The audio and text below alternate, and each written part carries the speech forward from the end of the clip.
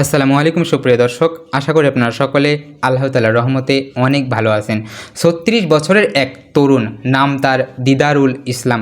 জন্ম বাংলাদেশেই সিলেট জেলার কুলায়ার, অথচ জীবনের গল্পটা ছড়িয়ে গেছে হাজার মাইল দূরে নিউ ইয়র্ক শহরের প্রাণকান্দে। একজন অভিবাসী এসে হয়েছিলেন স্বপ্নের দেশে, যেখান থেকেই বনে যান নিউ ইয়র্ক। পুলিশ বিভাগের গর্ব, এক সাহসী যোদ্ধা, কিন্তু আজ তার নামে উচ্চারিত হচ্ছে চোখের জল, স্তব্ধ শ্রদ্ধায়। 2025 সালের 28শে জুলাই নিউ ইয়র্কের ব্যস্ত পার্ক অ্যাভিনিউতে ঘটে যায় এক হৃদয় বিদারক ঘটনা। বন্দুকধারীর হামলা ঠেকাতে গিয়ে শহীদ হন অফিসার দিদারুল ইসলাম। তার মৃত্যু কাঁদিয়েছে নিউ ইয়র্ক নয়, কাঁদিয়েছে বাংলাদেশকেও। ম্যানটাউনের একটি 44 তলা ভবন, সবাই ফিরছিলেন দিনের কাজ শেষে।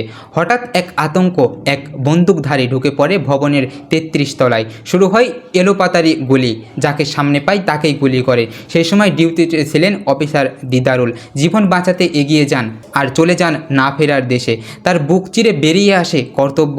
তার নিথর দেহ যখন হাসপাতালে আনা হয়, তখন নিউ ইয়র্ক থমকে যায়। তার স্ত্রী, যখন তার 8 মাসের অন্তঃসত্ত্বা, 2টি সন্তান, একজন মাত্র 7, আরেকজন মাত্র 5 বছরের, যারা হয়তো এখনও বোঝেই না তাদের বাবা কখনো আর আসবেন না।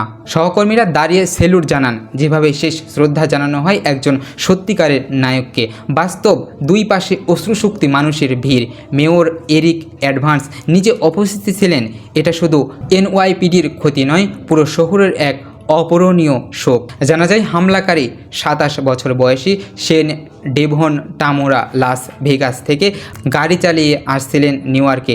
মানসিকভাবে অসুস্থ ওই যুবক M4 বন্দুক হাতে নির্বিচারে গুলি চালিয়েছেন, হত্যা করেছেন আরও 3 জন নিরপরাধ মানুষকে। শেষমেশ নিজেই নিজেকে গুলি করে শেষ করে দেন তার জীবন। তার গাড়িতে পাওয়া গেছে আরও অস্ত্র, ম্যাগাজিন আর মানসিক রোগের ঔষধ।